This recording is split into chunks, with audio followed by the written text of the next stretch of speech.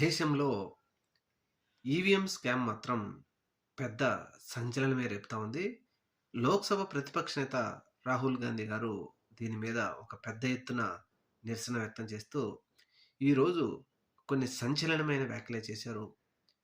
దేశంలో ఎన్నిక జరిగిన రాష్ట్రాల్లో ప్రతి 6.5 లక్షల ఓట్లల్లో 1,50,000 ఓట్లు ఫేక్‌గా ఉన్నాయని మాకు ఆధారాలతో సహా తెలిసింది. ఈసీ మాకు ఒరిజినల్ ఓటర్ లిస్టు ఇవ్వలేకపోయింది. ఈసీ ఇచ్చిన ఓటర్ లిస్టుతో ఇది పోల్చి చూస్తే 1,50,000 ఓట్లు ఫేక్‌గా ఉన్నాయని తెలిసింది.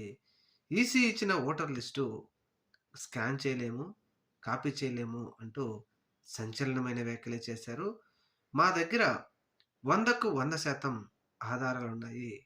రాబోయే రోజుల్లో ఇవన్నీ బయట పెడతామంటూ ప్రతిపక్ష నేత రాహుల్ గాంధీ గారు ఈసీ మీద సంచలనమైన వ్యాఖ్యలే చేశారు.